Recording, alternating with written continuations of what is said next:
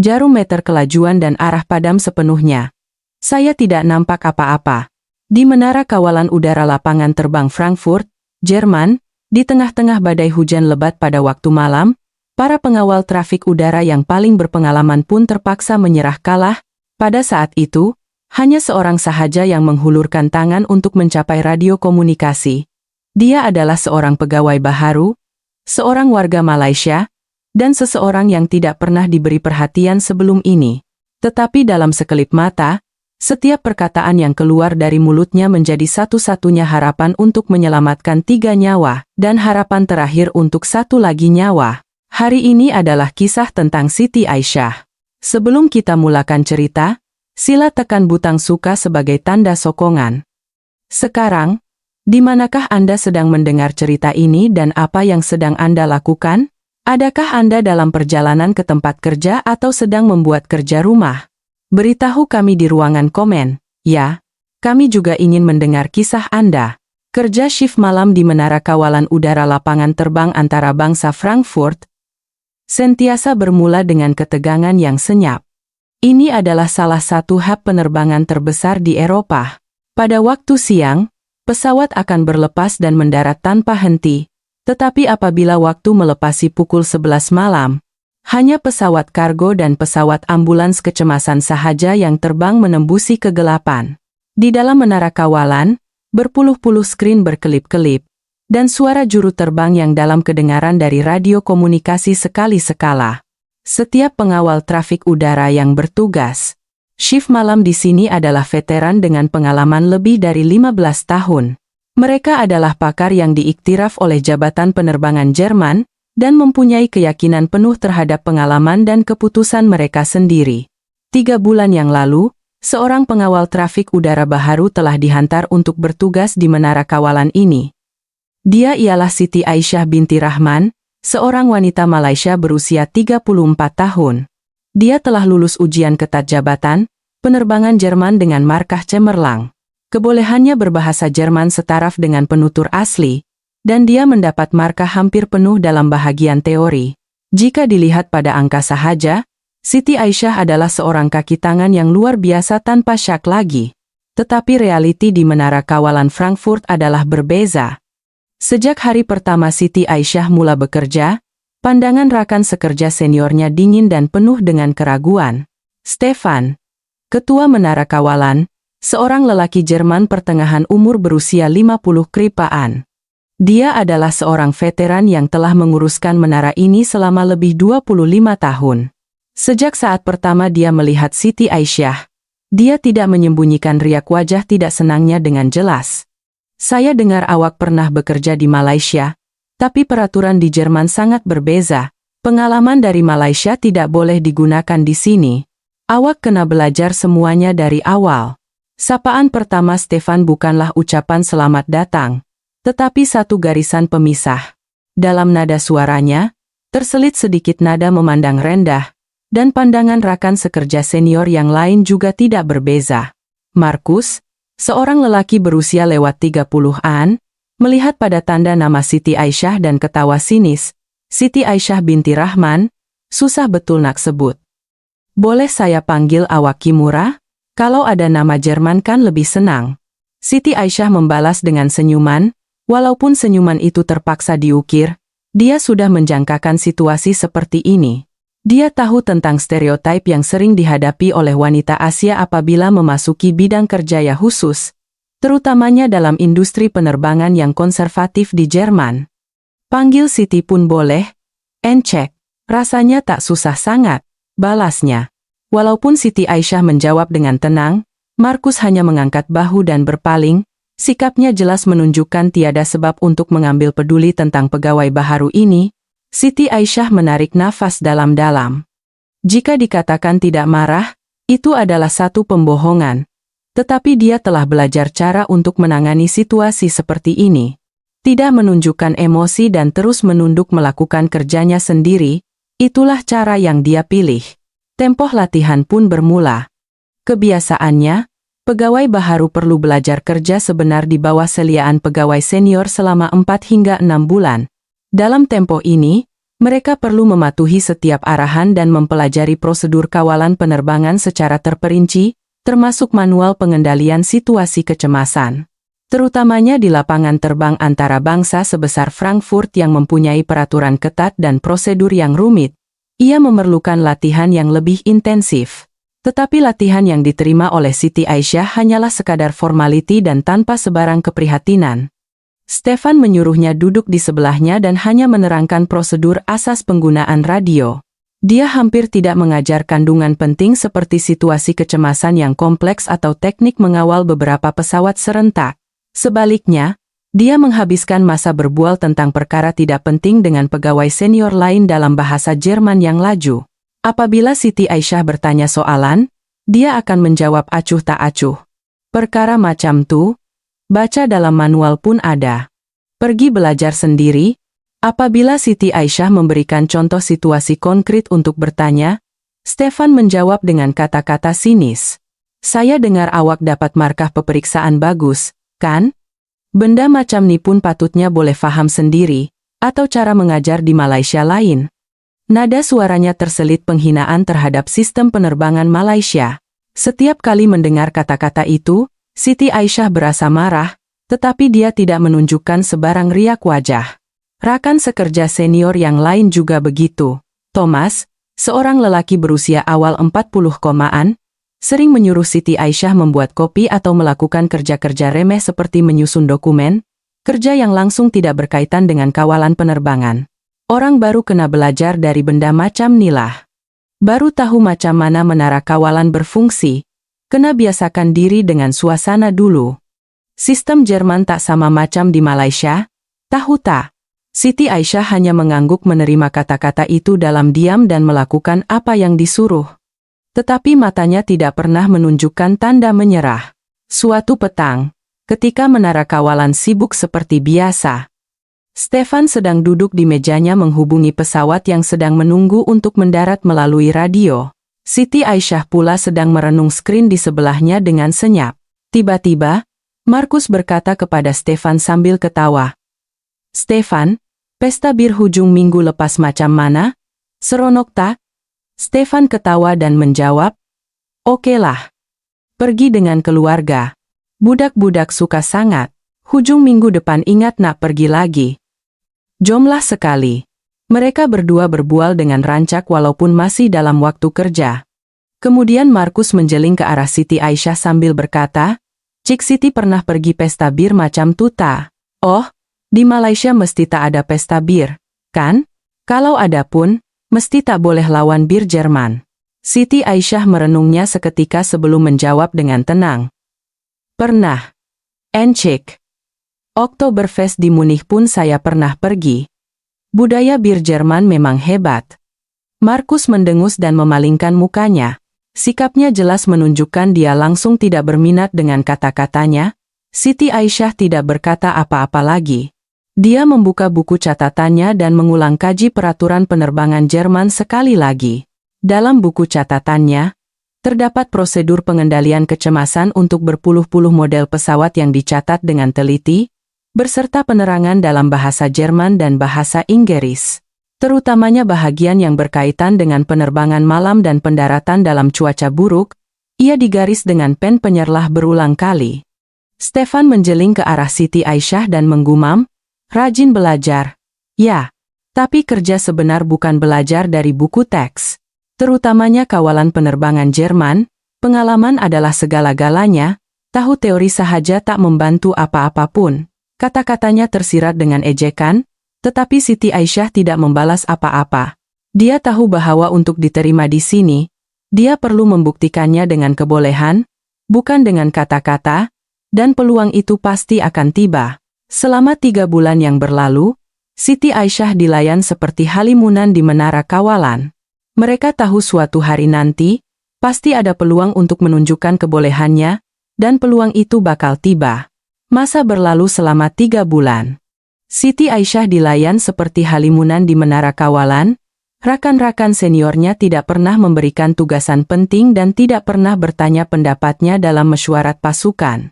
Dia hanya boleh duduk di sudut bilik, merenung skrin, dan mencatat data komunikasi radio, kerja mudah yang berulang-ulang. Tetapi Siti Aisyah tidak pernah berputus asa. Setiap hari, dia bangun pukul 5 pagi untuk mengkaji undang-undang penerbangan Jerman. Selepas kerja, dia akan pergi ke klub penerbangan berdekatan untuk mengkaji secara langsung keadaan di dalam kokpit pesawat kecil Jerman. Pada hujung minggu, dia akan membuka program simulasi penerbangan di rumah dan berlatih pendaratan malam di lapangan terbang Frankfurt berulang kali. Siti Aisyah mempunyai satu rahasia yang tiada siapa tahu. Dia bukan sekadar pengawal trafik udara biasa. Dahulunya, dia mempunyai pengalaman bekerja sebagai pakar latihan simulator penerbangan di Syarikat Penerbangan Malaysia selama 10 tahun. Dia boleh mengendalikan lebih 30 model simulator penerbangan, dari Boeing 747 hingga Airbus dan pelbagai pesawat kecil. Sebagai pakar latihan dalam situasi kecemasan, dia telah mengajar ratusan juru terbang. Kepakaran khususnya adalah penerbangan pada waktu malam dan pendaratan dalam cuaca buruk. Dia pernah melakukan simulasi pendaratan kecemasan di tengah-tengah kabut tebal, ribut hujan, dan angin kencang beribu-ribu kali, serta melatih cara menangani hampir semua jenis kegagalan engine. Tetapi Siti Aisyah tidak pernah memberitahu kebenaran ini kepada sesiapa. Dia mahu memulakan hidup baru di Jerman dan mahu membuktikan kebolehannya tanpa bergantung pada pengalaman lalu. Dia pikir, jika dia mendedahkan pengalamannya dari Malaysia, orang mungkin hanya akan menerima rekod di atas kertas, bukan kebolehannya yang sebenar. Siti Aisyah mahu diterima karena kebolehannya yang sebenar.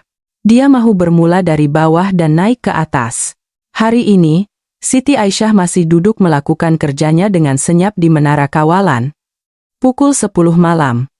Masa permulaan shift malam. Stefan sedang memegang radio komunikasi dan memberi kebenaran kepada sebuah pesawat kargo untuk mendarat seperti biasa, manakala pegawai lain sedang merenung skrin masing-masing. Di luar tingkap, awan hitam mula terbentuk. Jabatan Meteorologi meramalkan akan berlaku ribut hujan lebat di kawasan Frankfurt malam ini. Tetapi keadaan cuaca seperti ini dianggap biasa bagi pegawai yang berpengalaman. Ia adalah malam yang tenang. Tiada siapa menyangka bahwa hanya dalam 1 jam lagi, menara kawalan ini akan menghadapi situasi hidup atau mati. Dan pada saat itu, pegawai baharu yang dipandang rendah oleh semua orang akan menjadi orang yang mengubah segalanya. Siti Aisyah memandang awan hitam di luar tingkap sambil membelek buku catatannya ke halaman seterusnya. Di situ, tertulis tajuk prosedur pendaratan kecemasan dalam cuaca buruk, bersama dengan tulisan yang padat. Dia membaca sekali lagi seolah-olah menjangkakan sesuatu. Pukul 11:15 malam, ketenangan menara kawalan pecah dengan satu panggilan radio. Tiba-tiba, bunyi statik yang nyaring kedengaran di fon kepala Stefan, diikuti oleh suara seorang lelaki yang lemah. Menara Frankfurt. 131128. Juru terbang. Serangan jantung. Suara itu terputus begitu sahaja. Stefan terus menegakkan badannya dan bercakap ke dalam radio. N31128, ini Menara Frankfurt. Sila ulangi. Sila jelaskan situasi Anda. Tetapi tiada jawaban balas. Hanya bunyi statik yang berterusan di fon kepala. Stefan mengerutkan dahi dan memanggil sekali lagi. N31128, sila balas. Laporkan status semasa Anda. Masih senyap. Suasana di dalam menara kawalan menjadi tegang serta-merta. Markus dan Thomas mengangkat kepala dari tempat duduk mereka dan memandang Stefan. Siti Aisyah juga mengalihkan pandangannya dari skrin dan mendengar dengan teliti radio Stefan. Pandangan matanya berubah menjadi tajam. Stefan memeriksa skrin radar. N31128 adalah sebuah pesawat kecil engine tunggal model Cessna 172. Kini, ia terbang pada ketinggian 2,500 kaki, kira-kira 40 km ke selatan dari Frankfurt. Laluan penerbangannya masih normal, tetapi kehilangan hubungan radio menandakan masalah serius. N31128, sila balas melalui frekuensi kecemasan. Adakah ini situasi kecemasan? Nada suara Stefan mula tegang. Dan pada saat itu, satu suara yang tidak dijangka kedengaran dari radio. Ia adalah suara seorang wanita yang menggeletar, bukan suara lelaki. Menara Frankfurt. Saya penumpang. Juru terbang. Juru terbang rebah. Dia pegang dadanya dan terus rebah. Dia tak bergerak. Saya tak tahu dia masih bernafas atau tidak. Seluruh menara kawalan terdiam seketika. Mata Stefan terbeliak dan dia menarik radio lebih dekat. Markus dan Thomas bangun dari kerusi mereka dan berjalan ke meja Stefan. Siti Aisyah tidak bangun, tetapi dia membuka buku catatannya. Pesawat model Cessna 172. Dia kenal baik pesawat itu. Stefan coba bercakap dengan nada yang paling tenang. Puan penumpang, bertenang, dengar cakap saya baik-baik. Siapa nama Puan? Claudia. Claudia Muller. Saya seorang juru rawat. Kami sedang menghantar organ untuk pemindahan bersama seorang dokter. Ada pesakit sedang menunggu. Tolonglah kami. Wajah Stefan bertambah tegang. Penghantaran organ untuk pemindahan bermakna masa adalah terhad. Jika terlepas waktu genting, nyawa pesakit juga akan terancam. Claudia, dengar cakap saya baik-baik.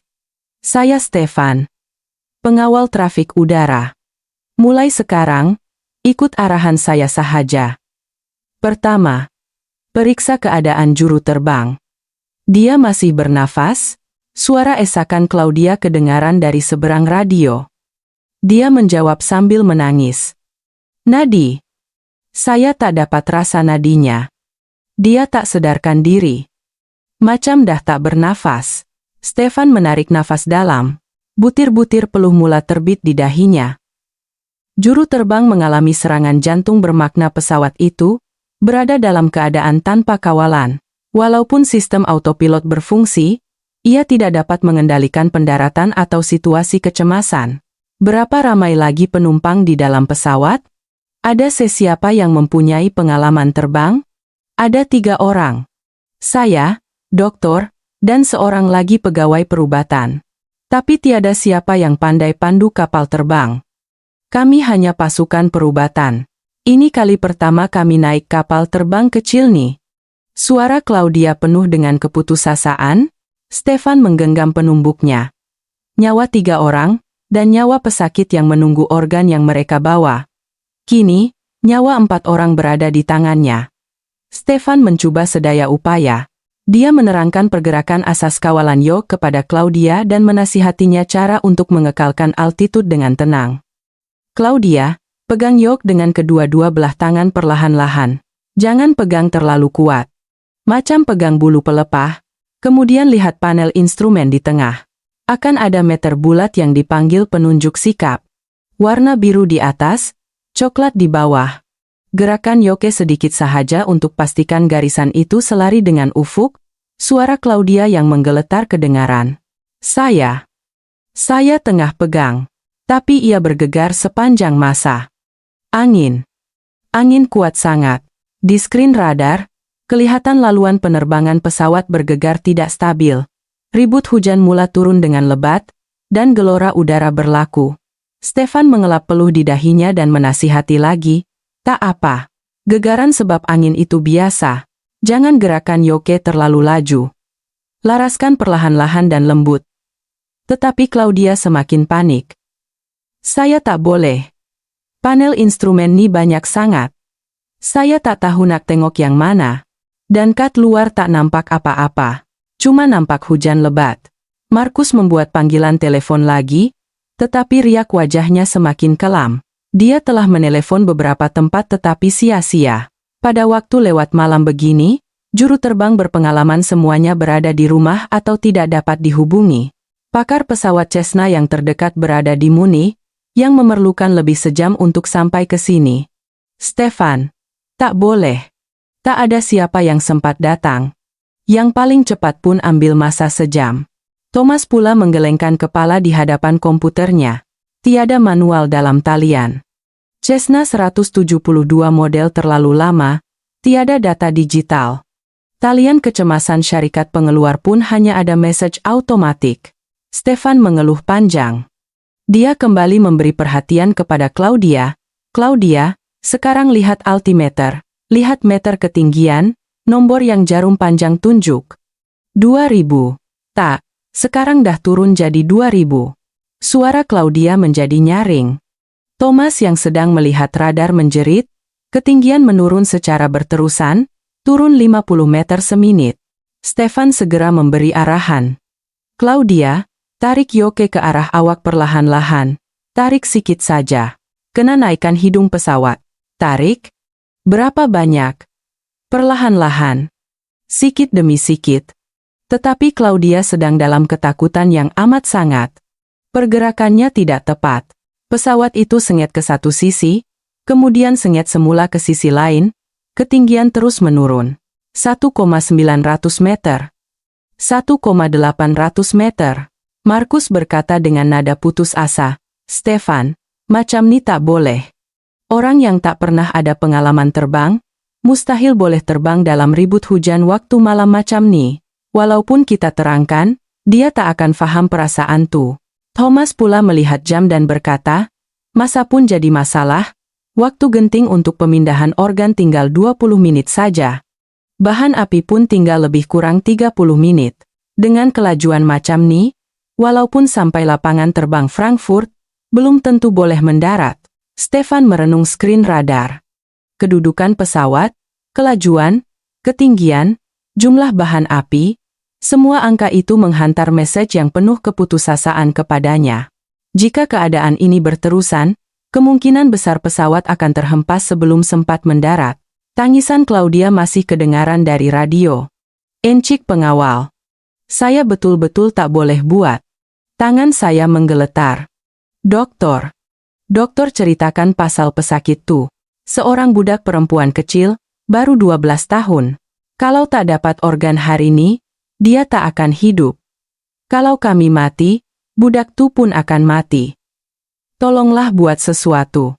Kata-kata itu membuatkan suasana di menara kawalan menjadi lebih berat. 3 orang ahli pasukan perubatan dan seorang gadis berusia 12 tahun yang menunggu organ yang mereka bawa, 4 nyawa kini di hujung tanduk. Stefan menghentak meja dengan penumbuknya. Sial, selama 25 tahun, dia telah memandu banyak pesawat mendarat dengan selamat. Dia pernah menangani situasi kecemasan yang tidak terkira banyaknya, tetapi situasi seperti ini adalah kali pertama. Tiada pengalaman terbang, ribut hujan, waktu malam, masa terhad, dan penghantaran organ yang mempertaruhkan nyawa. Tiba-tiba, Siti Aisyah bangun dari tempat duduknya. Pandangan matanya bukan lagi pandangan seorang pegawai baharu.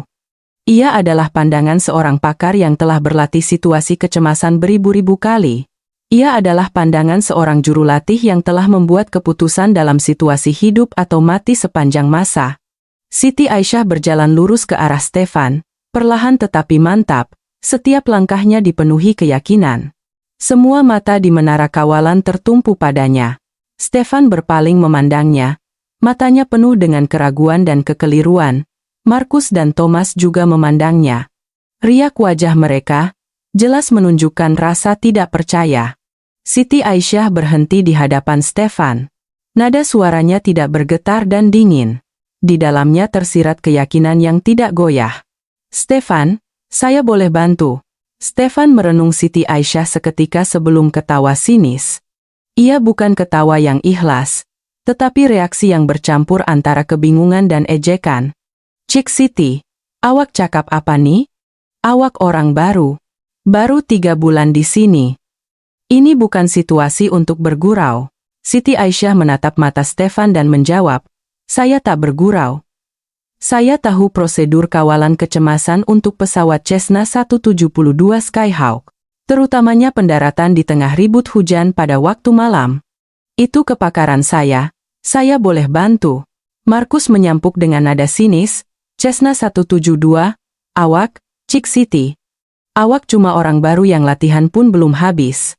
Pendaratan di tengah ribut hujan waktu malam itu kepakaran awak? Lesen Jerman pun baru dapat 3 bulan. Kepakaran apa yang awak ada?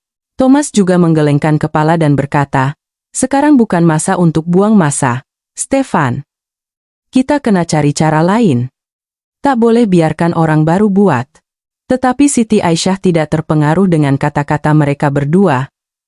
Dia melangkah setapak ke hadapan dan membuka buku catatannya di atas meja Stefan. Di dalam buku itu, Terdapat gambar rajah kokpit Cessna 172 yang dilukis dengan teliti, beserta kedudukan dan fungsi setiap meter yang dicatat dalam bahasa Malaysia dan bahasa Jerman dengan padat, terutamanya kandungan yang dicatat dengan terperinci adalah prosedur di bawah tajuk prosedur penerbangan instrumen pada waktu malam dan urutan pendaratan dalam cuaca buruk.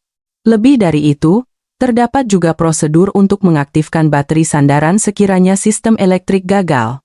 Stefan menunduk melihat buku catatan itu dan terdiam seketika. Markus dan Thomas juga menunjukkan riak wajah terkejut apabila melihat buku itu. Ini bukan sekadar kandungan yang dipelajari, tetapi manual praktikal yang hanya boleh dihasilkan oleh orang yang sangat berpengalaman. Tiba-tiba, jeritan Claudia kedengaran dari radio sekali lagi. Menara kawalan. Jawablah. Kapal terbang nak terhempas. Ketinggian. Ketinggian sekarang 1,200 meter. Tolonglah. Sesiapa? Sesiapa tolong kami? Stefan segera mencapai radio. Tetapi tangannya menggeletar dan suaranya tidak stabil. Claudia. Bertenang. Kami sedang cari jalan. Sabar sikit lagi. Sikit lagi ya. Sabar? Sampai bila? Kapal terbang nak terhempas. Dokter, telepon ibu pesakit tuh. Dia cakap minta maaf, tak dapat tolong. Kami pun akan mati. Budak tuh pun akan mati. Ini kepengakhirannya? Suara Claudia penuh dengan ketakutan dan keputusasaan. Stefan menggenggam radio dengan kuat sehingga badannya menggeletar, tidak tahu apa yang perlu dilakukan.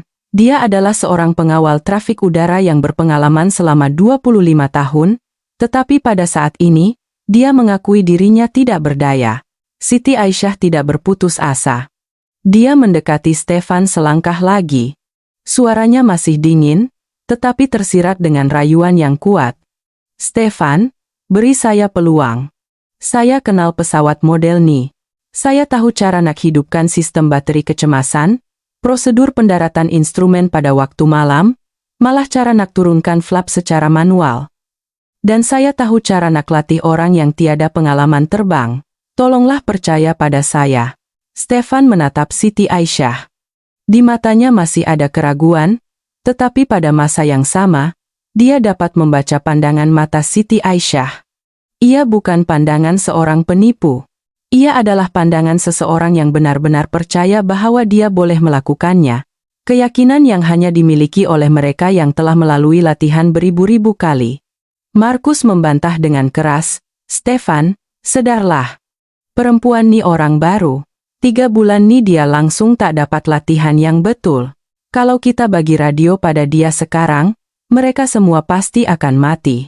Tiba-tiba, suara Claudia kedengaran dari radio sekali lagi. Tetapi kali ini bukan tangisan atau jeritan. Ia adalah suara yang senyap hampir seperti menyerah. Menara kawalan, tak perlu tunggu lagi. Dokter sedang mengucapkan selamat tinggal kepada ibu pesakit itu. Kami pun sedang sampaikan kata-kata terakhir kepada keluarga. Sayang awak, maafkan saya. Bersama dengan kata-kata itu, kedengaran suara lelaki yang menggeletar dari belakang.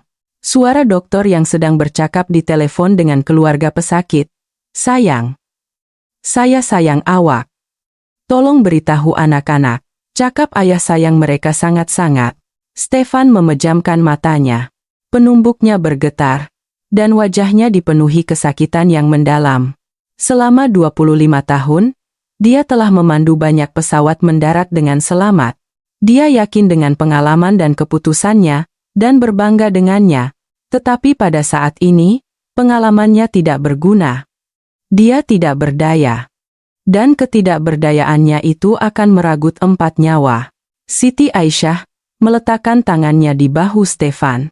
Sentuhannya lembut, tetapi tersirat dengan tekad yang kuat. Stefan, percayalah pada saya boleh buat. Saya pernah bekerja sebagai pakar latihan simulator penerbangan di Syarikat Penerbangan Malaysia selama 10 tahun. Saya pernah mengajar ratusan juru terbang dan berlatih pendaratan kecemasan beribu-ribu kali, terutamanya pendaratan dalam cuaca buruk pada waktu malam adalah kepakaran saya. Tolonglah beri peluang terakhir kepada mereka. Stefan perlahan-lahan membuka matanya. Dia memandang Siti Aisyah. 10 tahun sebagai pakar latihan simulator penerbangan. Jika kata-kata itu benar, Siti Aisyah bukan sekadar orang baru biasa.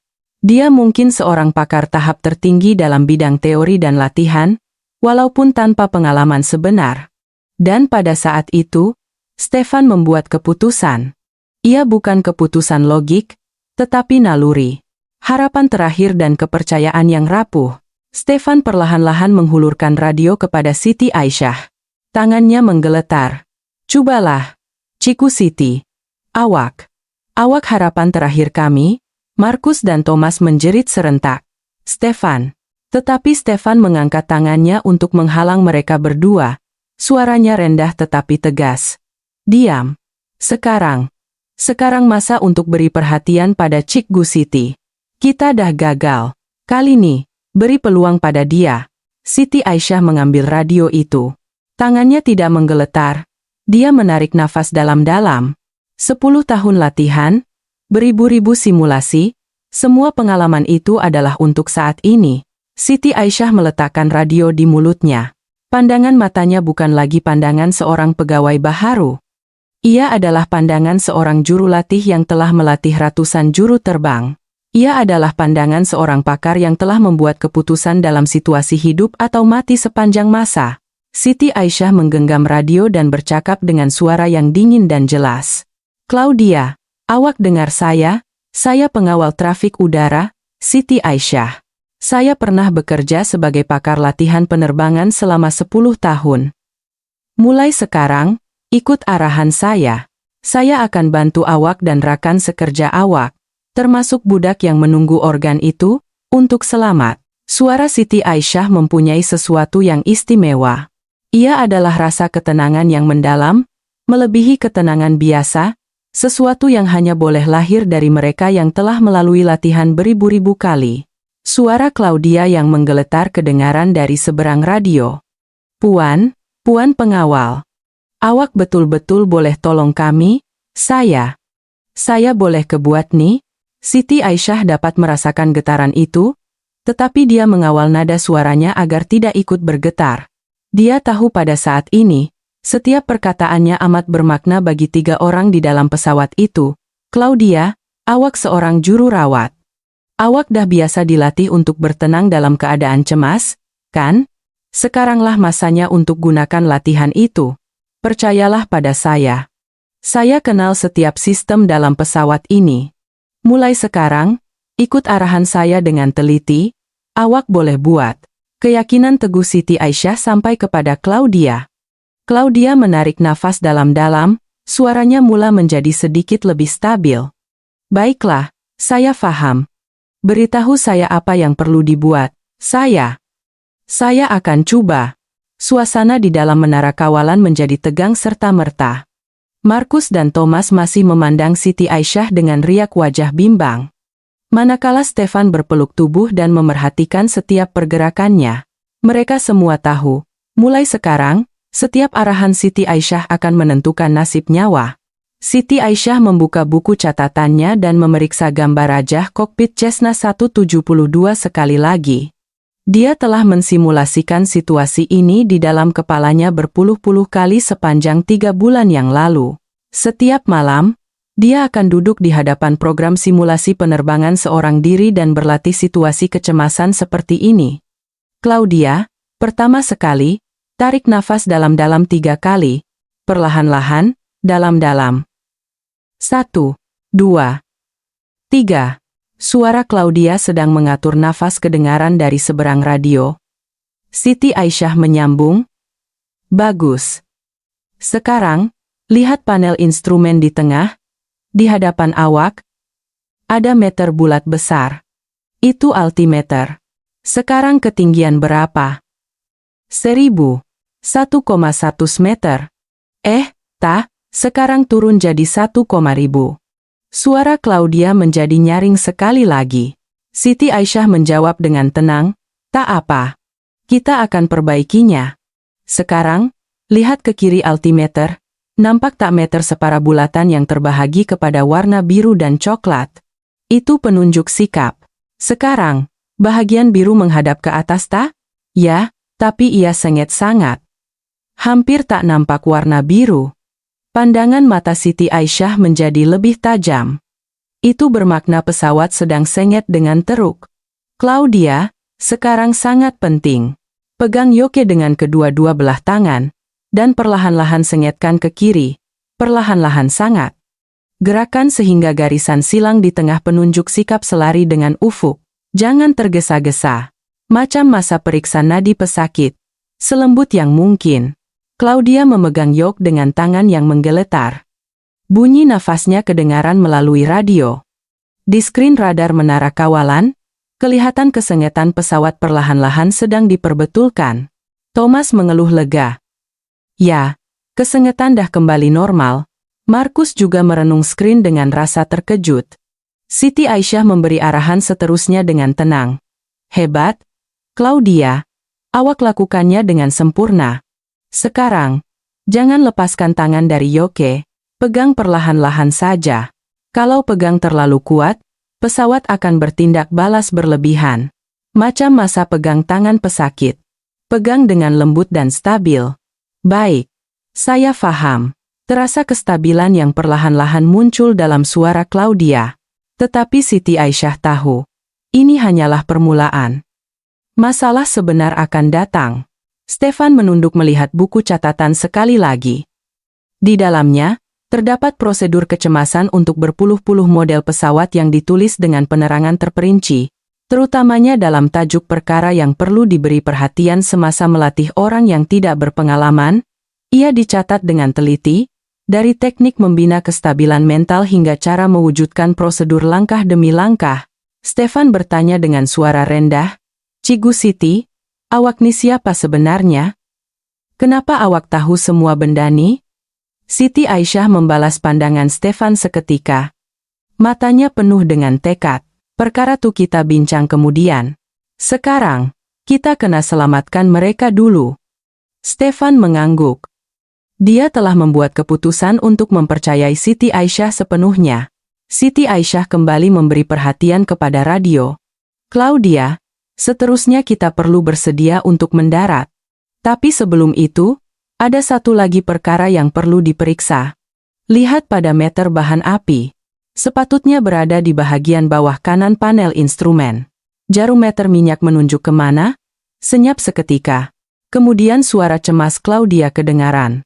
Iya dekat dengan garisan merah. Ini maksudnya apa?" Siti Aisyah memeriksa radar.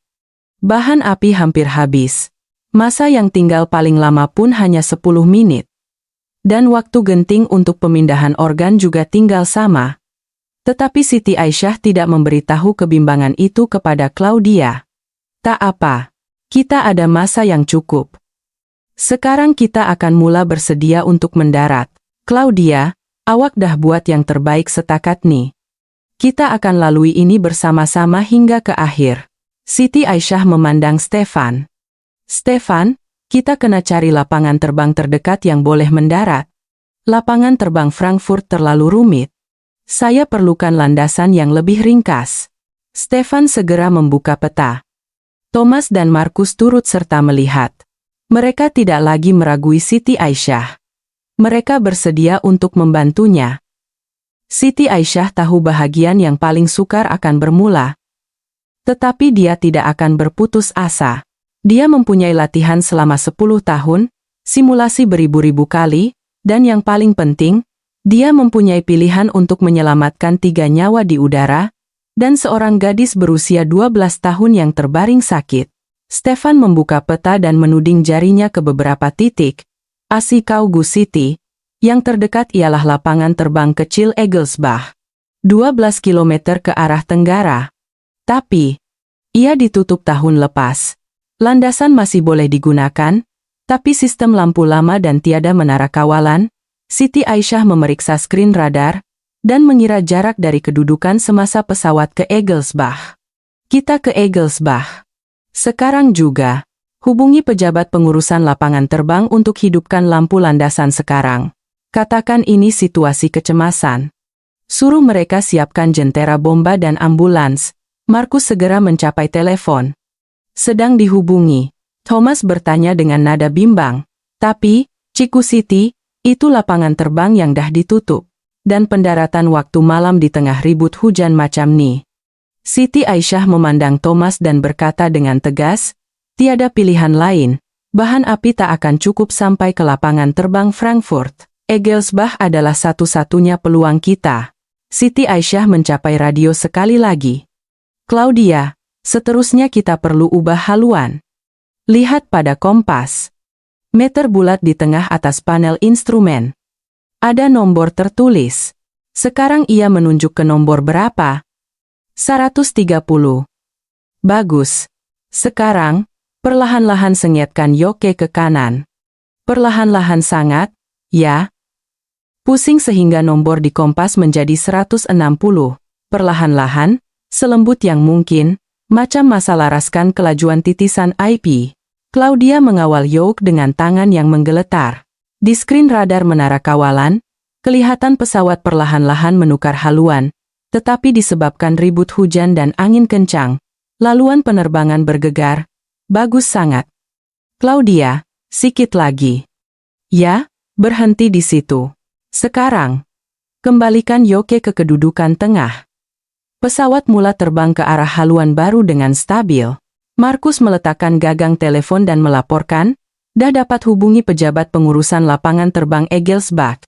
Mereka akan hidupkan lampu landasan dalam masa 10 menit. Jentera bomba dan ambulans juga sedang bersiap sedia. Siti Aisyah memeriksa jam.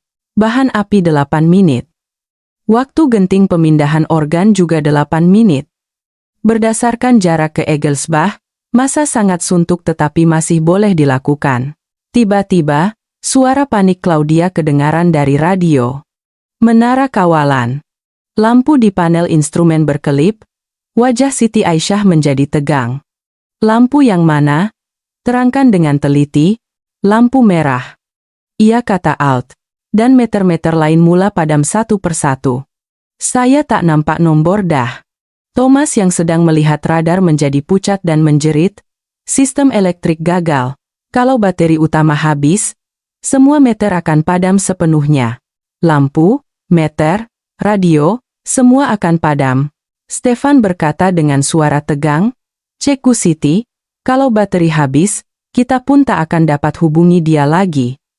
Kalau macam tuh, Siti Aisyah sedang membelek buku catatannya. Sistem elektrik kecemasan Cessna 172. Dia tahu tentang ini. 10 tahun lalu, seorang juru terbang yang pernah dilatihnya juga pernah mengalami situasi ini, dan dia ingat semua yang dipelajarinya ketika itu. Claudia, bertenang. Kita ada sistem sandaran.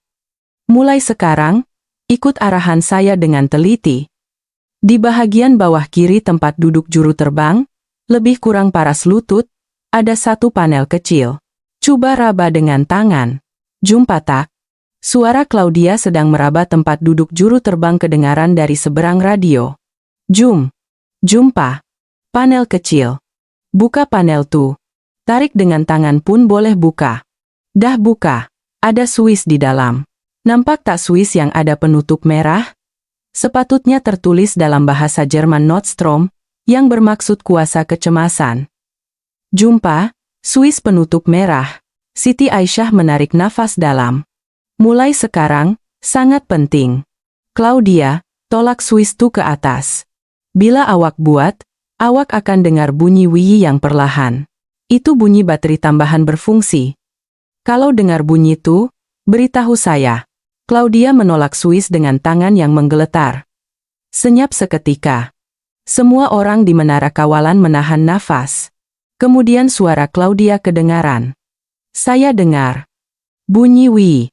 Dan lampu di panel instrumen hidup semula. Walaupun malap, tapi boleh nampak.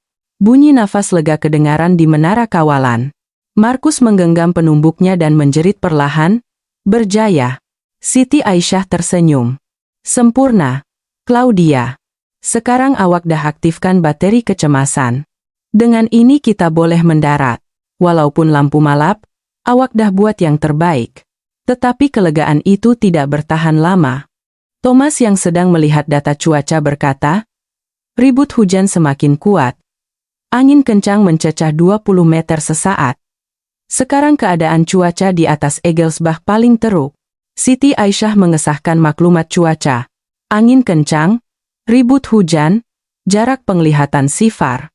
Semuanya paling teruk. Tetapi dia tidak berputus asa. Kita kena buat. Tiada pilihan lain. Tiba-tiba, suara putus asa Claudia kedengaran dari radio sekali lagi. Menara kawalan. Kapal terbang. Kapal terbang bergegar kuat sangat. Angin terlalu kuat. Kat luar. Kat luar tak nampak apa-apa. Cuma nampak hujan lebat. Di skrin radar, kelihatan pesawat sedang dilambung angin dengan kuat. Ketinggiannya juga naik turun tidak menentu. Siti Aisyah menggenggam tangannya.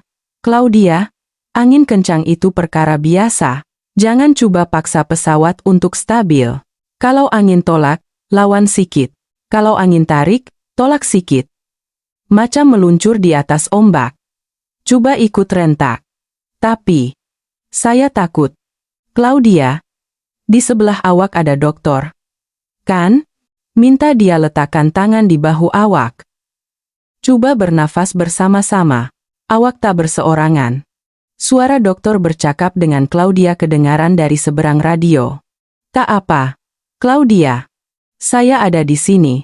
Kita akan lalui ini bersama-sama. Nafas Claudia mula beransur stabil. Baiklah, saya boleh buat. Siti Aisyah menasihati lagi. Bagus. Kita dah hampir sampai ke lapangan terbang Egelsbach. Sekejap lagi awak akan nampak lampu landasan. Kekalkan keadaan ini sehingga masa itu. Markus meletakkan telepon dan berkata, ada panggilan dari Egelsbach. Mereka dah hidupkan lampu landasan. 3 jentera bomba, 2 ambulans sedang menunggu. Siti Aisyah mengangguk. Setelah memeriksa radar, jarak ke Egelsbach tinggal 5 km, masa 4 menit. Bahan api juga 4 menit. Waktu genting juga 4 menit. Semuanya akan berakhir serentak. Siti Aisyah bercakap ke dalam radio, Claudia, pandang ke hadapan. Nampak tak cahaya lampu di kejauhan? Senyap seketika. Tak nampak, sebab hujan. Saya tak nampak apa-apa. Thomas berkata dengan suara tegang. Jarak 3 kilometer. Tapi jarak penglihatan sangat teruk. Ribut hujan terlalu lebat. Stefan memandang Siti Aisyah. Cikgu Siti, mendarat dalam keadaan tak nampak apa-apa? Siti Aisyah memandang Stefan dan berkata dengan tegas, kita akan mendarat guna instrumen. Walaupun tak nampak, kita boleh mendarat guna instrumen. Saya dah berlatih beratus-ratus kali. Siti Aisyah menggenggam radio. Claudia, mulai sekarang, kita akan mendarat dengan hanya melihat instrumen. Tak perlu tengok luar. Lihat panel instrumen sahaja. Saya akan pandu satu persatu. Awak cuma ikut suara saya. Suara Claudia yang menggeletar kedengaran.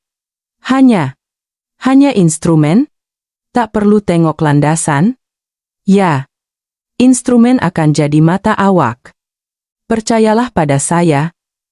Claudia, kita akan mendarat bersama-sama. Semua orang di menara kawalan merenung Siti Aisyah. Kini, hanya tinggal langkah terakhir.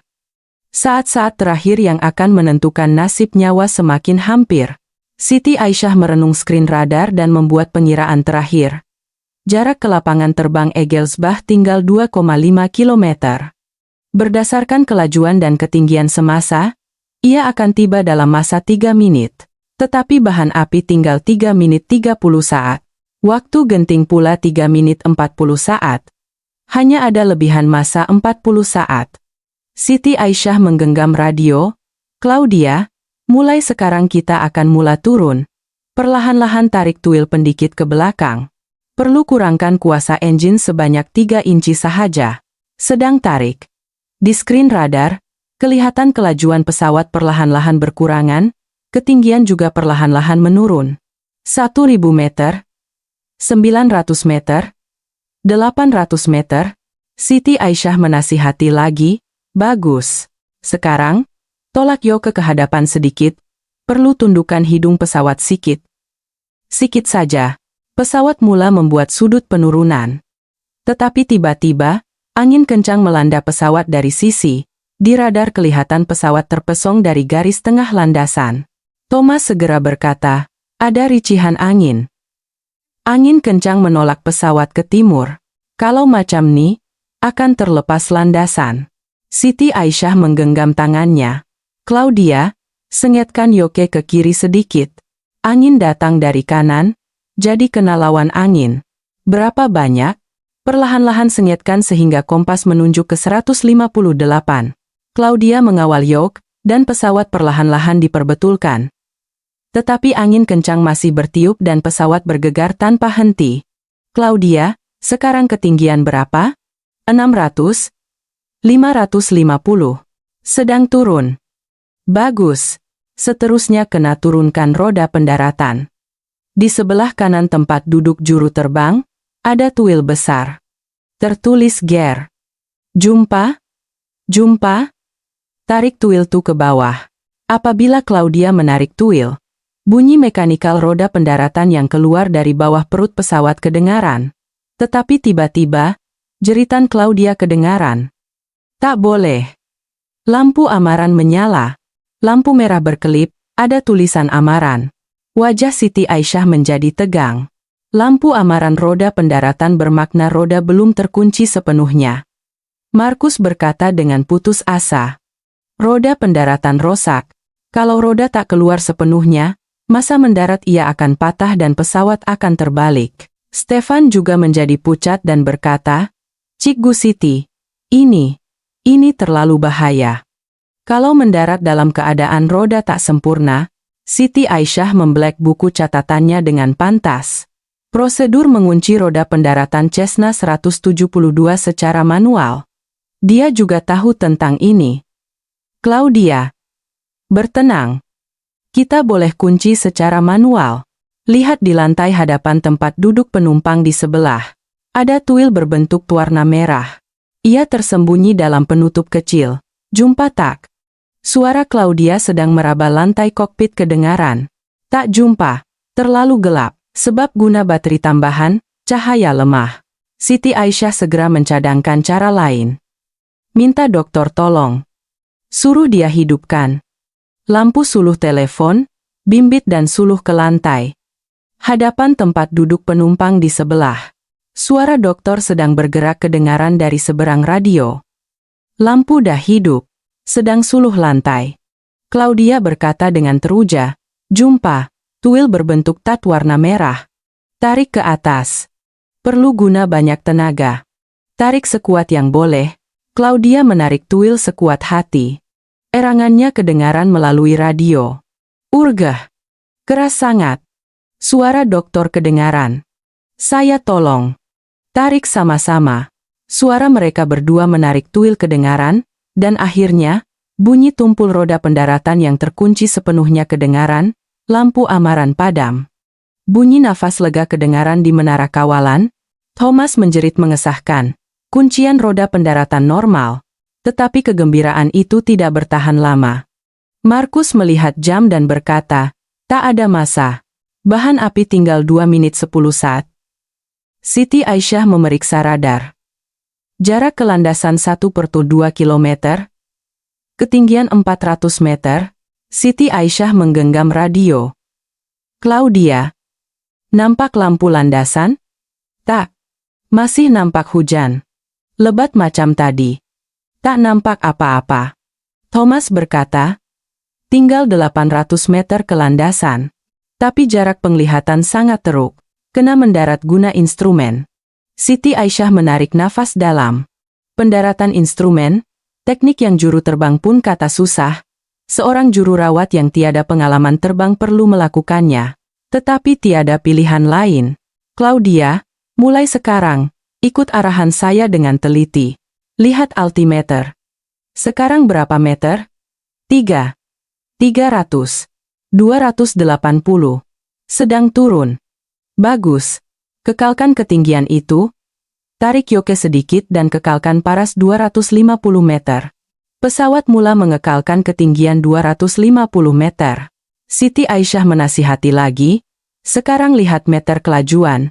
Sekarang kelajuan 110 knot. Tarik tuil pendikit ke belakang sikit lagi. Perlu kurangkan kelajuan kepada 90 knot. Claudia mengawal tuil pendikit dan kelajuan mula berkurangan. Tetapi apabila kelajuan berkurangan, kesan angin kencang menjadi lebih kuat. Pesawat bergegar dengan kuat. Kapal terbang. Kapal terbang bergegar kuat sangat. Tak apa. Guna Yoke untuk terus laraskan. Sengitkan lawan angin. Stefan yang sedang melihat radar berkata, tinggal 500 meter ke landasan. Ketinggian 250 meter. Sudut dah betul. Thomas berkata dengan suara tegang. Tapi ricihan angin terlalu kuat. Kalau tak dapat atasi angin kencang masa nak mendarat. Siti Aisyah tahu benar pada saat terakhir pendaratan, saat roda menyentuh tanah, jika angin kencang melanda, ada kemungkinan pesawat akan terpesong dari landasan dan terbalik. Tetapi dia ada caranya. Teknik pendaratan dalam angin lintang, atau dipanggil crab and kick. Ia adalah teknik canggih di mana pesawat mendekati landasan secara menyerong melawan angin, dan pada saat terakhir sebelum mendarat, ia diluruskan. Siti Aisyah membuat keputusan. Claudia, sekarang sangat penting. Ikut arahan saya dengan teliti.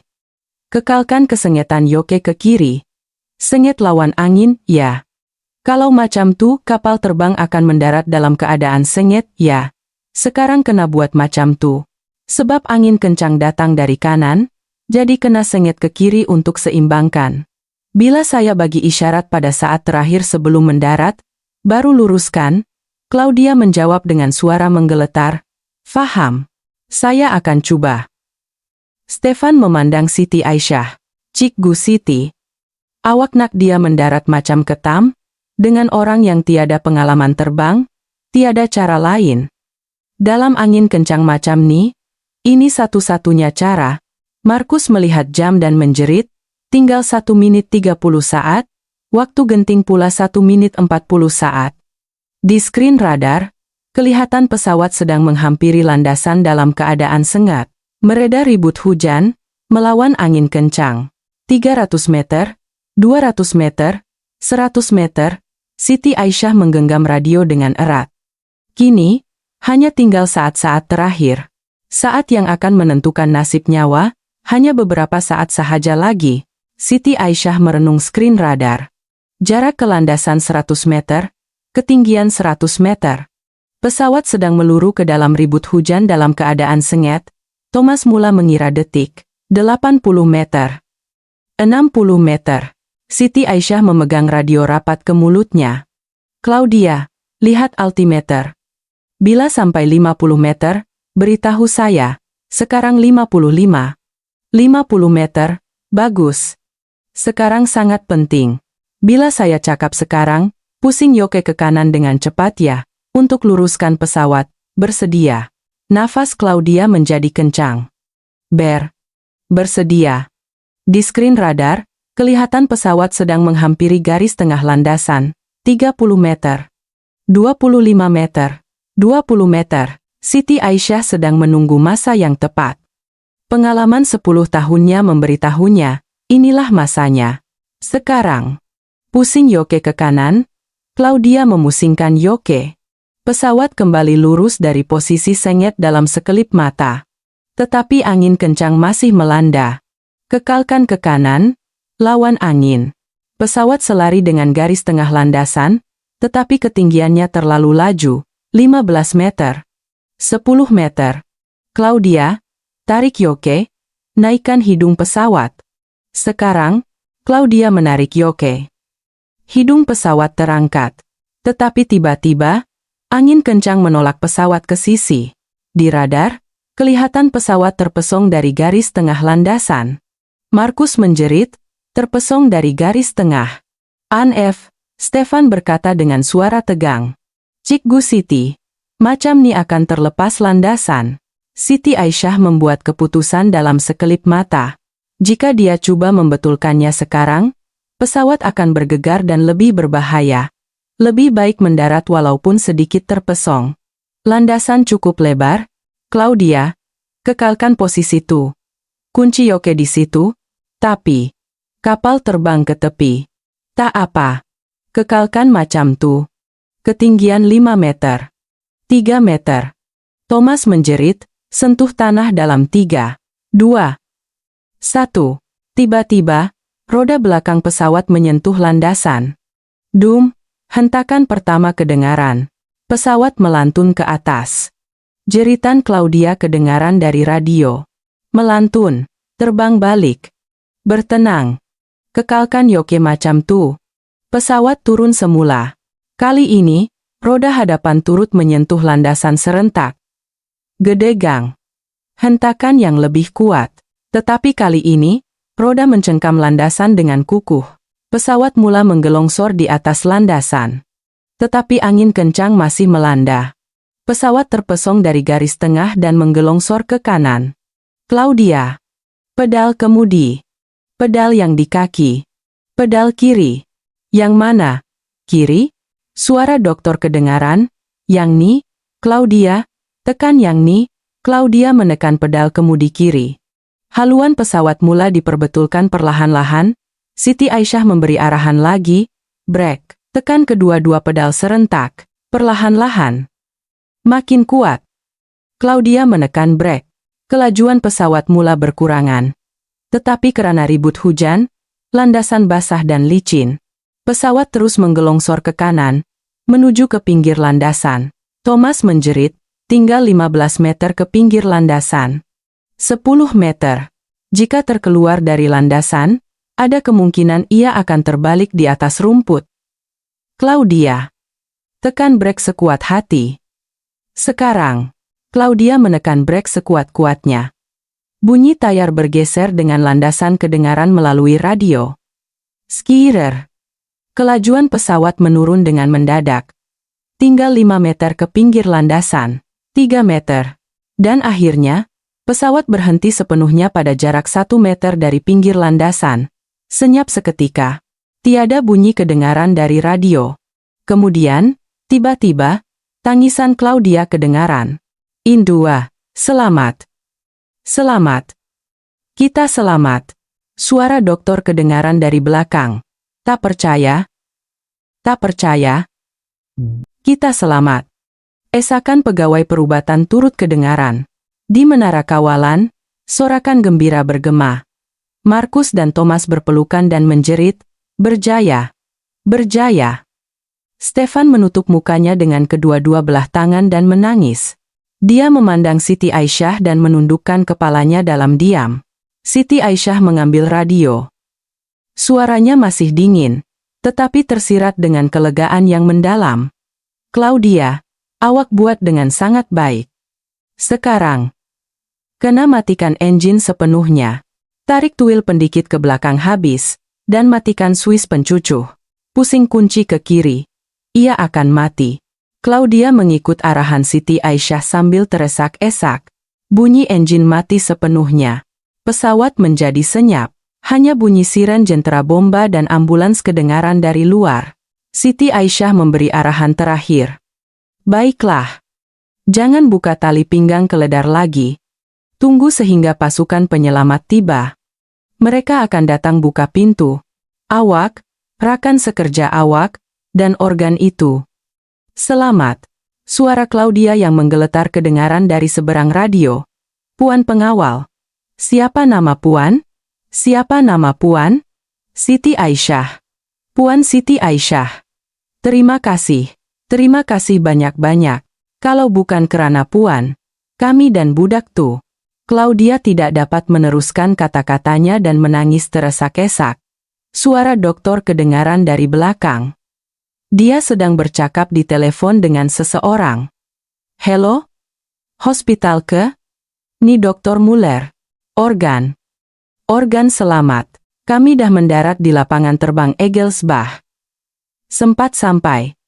Ya? Sempat. Tolong hantar helikopter ambulans untuk ambil budak tu. Kita dah selamatkan budak tu. Suara doktor penuh dengan air mata dan kegembiraan. Siti Aisyah meletakkan radio. Serta-merta. Semua mata di menara kawalan tertumpu padanya. Stefan perlahan-lahan mendekati Siti Aisyah. Matanya berair. Dia berdiri di hadapan Siti Aisyah dan menundukkan kepalanya sedalam-dalamnya. Ia adalah saat di mana seorang lelaki dengan pengalaman 25 tahun sebagai pengawal trafik udara menundukkan kepalanya di hadapan seorang pegawai baharu Cikgu Siti. Saya minta maaf. Saya betul-betul minta maaf. Suara Stefan bergetar. Ia bukan permohonan maaf biasa, tetapi penyesalan yang tulus dari seseorang yang menyadari keangkuhan dan prasangkanya sendiri. Saya tak pandang awak dengan betul, tak nampak kebolehan awak, kesungguhan awak, nilai awak. Saya pandang rendah pengalaman awak dari Malaysia. Layan awak macam orang baru. Kalau bukan kerana awak, mereka dan budak tuh. Saya betul-betul minta maaf. Siti Aisyah memandang Stefan. Matanya tidak menunjukkan dendam atau rasa kemenangan, tetapi tersirat dengan pemahaman yang senyap. Stefan, angkatlah kepala awak. Suara Siti Aisyah lembut. Apabila Stefan perlahan-lahan mengangkat kepalanya, Siti Aisyah menghulurkan tangannya. Kita selamatkan mereka bersama-sama. Kalau awak tak percayakan saya pun tak boleh buat apa-apa. Awak buat pilihan yang betul pada saat paling genting. Itu sudah cukup. Stefan menyambut tangan Siti Aisyah. Air matanya mengalir di pipi. Markus dan Thomas juga mendekati Siti Aisyah. Wajah mereka penuh dengan rasa malu dan terima kasih. Markus membuka mulut terlebih dahulu. Cikgu Siti, saya pun minta maaf. Saya pandang rendah pada awak. Nama awak pun saya sebut salah. Awak seorang profesional sejati. Thomas juga menundukkan kepalanya dan berkata, saya pun sama. Saya suruh awak buat kerja remeh. Tak bagi latihan yang sepatutnya. Saya langsung tak nampak kebolehan awak. Siti Aisyah memandang mereka berdua. Selama 3 bulan, dia terpaksa menahan pandangan rendah dan prasangka mereka. Tetapi pada saat ini, dia memilih untuk memaafkan, bukan membalas dendam atau merasa lebih hebat. Angkatlah kepala. Kita semua dalam proses belajar. Saya pun belajar sistem Jerman dari semua orang. Kalau buat seorang diri, tak mungkin berjaya. Apabila melihat keluar tingkap, kelihatan anggota penyelamat sedang mengelilingi pesawat di landasan lapangan terbang Egelsbach. Pintu terbuka. Claudia dan pasukan perubatan turun dengan selamat. Claudia menangis sambil memeluk anggota penyelamat. Walaupun basah kuyup. Manakala dokter sedang memindahkan kotak pengangkutan organ ke helikopter ambulans dengan berhati-hati. Ia adalah nyawa yang masih bernyawa. Dan di sebuah hospital, seorang gadis berusia 12 tahun akan menerima harapan baru. Siti Aisyah tersenyum dalam diam sambil melihat pemandangan itu. Sebab dia menjadi pengawal trafik udara. Sebab dia menahan pandangan rendah dan prasangka, semuanya adalah untuk itu. Menyelamatkan nyawa. Itulah jalan yang dia pilih, dan nilai yang perlu dia lindungi.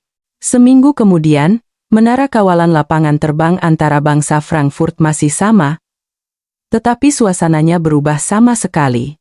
Apabila Siti Aisyah masuk shift malam, Stefan bangun menyapanya terlebih dahulu. Cikgu Siti, hari ini pun mohon tunjuk ajar. Bukan lagi Cik Siti.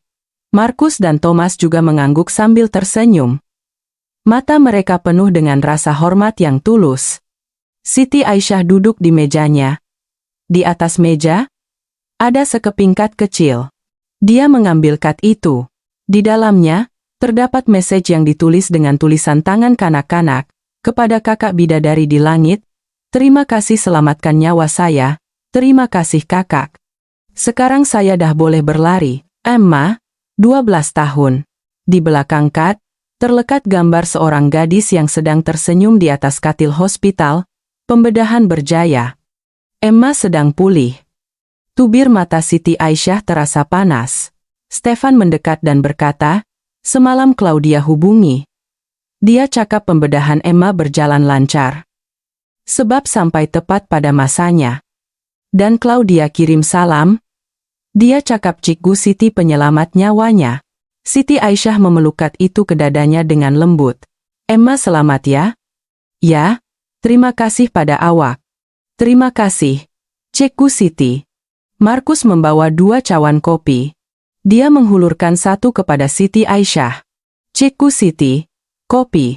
Hari ini nampaknya malam yang panjang lagi." Siti Aisyah mengambil kopi itu, tersenyum. Dahulu, Markus pasti akan menyuruhnya membuatkan kopi. Tetapi sekarang, dialah yang membawakannya. Thomas berkata di hadapan komputernya, "Cikgu Siti, semalam jabatan penerbangan Jerman hubungi. Mereka nak lantik Cikgu Siti sebagai ahli lembaga penasihat untuk pengendalian situasi kecemasan, terutamanya dalam bidang pendaratan cuaca buruk pada waktu malam." Stefan menyambung, "Dan sekolah penerbangan Frankfurt pun hubungi. Mereka nak buka kursus jurulatih, simulasi pendaratan kecemasan. Mereka nak Cikgu Siti jadi ketua jurulatih. Sudah tentu. Mereka cakap akan sesuaikan jadwal supaya boleh bekerja sebagai pengawal trafik udara serentak." Siti Aisyah memandang mereka berdua dengan terkejut. "Saya?"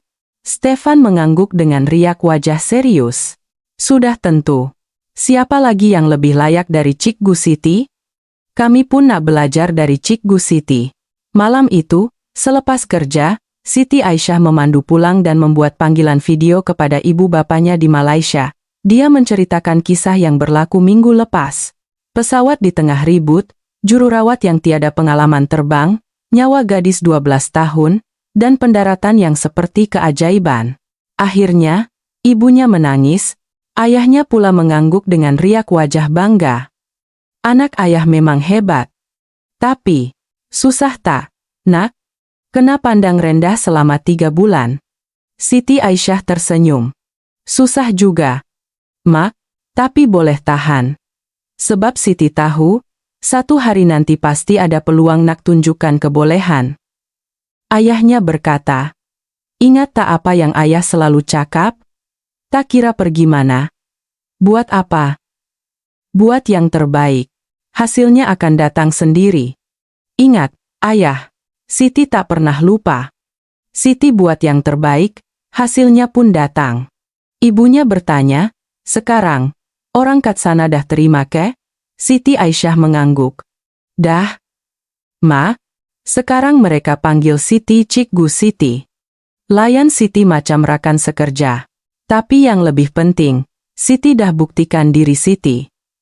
Bukan dengan pengalaman dari Malaysia, tapi dengan kebolehan di sini, sekarang." Selepas meletakkan panggilan, Siti Aisyah memandang keluar tingkap. Cahaya malam kota Frankfurt bersinar-sinar. Di kejauhan, kelihatan lampu-lampu lapangan terbang. Siti Aisyah tahu, esok, lusa, dia akan tetap berdiri di situ, melindungi langit. Tetapi bukan lagi seorang diri. Stefan, Markus, Thomas. Kini, mereka adalah rakan sekerja yang sebenar. Kisah Siti Aisyah bukan sekadar kisah kejayaan seorang individu, tetapi kisah tentang keberanian untuk mengatasi prasangka. Kisah tentang kepercayaan bahwa kebenaran akhirnya akan menang. Dan yang paling penting, kisah tentang bagaimana dedikasi seorang insan mampu menyelamatkan 4 nyawa dan mengubah seluruh organisasi. Hari ini, di Menara Kawalan Lapangan Terbang Antarabangsa Frankfurt, suara Siti Aisyah masih bergema. Suara yang dingin, tepat, dan boleh dipercayai, sedang memandu banyak pesawat menuju keselamatan. Dan semua orang yang mendengar suara itu tahu, di angkasa raya, ada seorang profesional sejati yang sentiasa melindungi mereka. Ini adalah kisah yang percaya pada potensi manusia yang tiada batasan. Jika Anda suka cerita hari ini, sila beritahu kami di ruangan komen di mana Anda sedang mendengarnya. Kami juga ingin mendengar kisah semua orang. Terima kasih.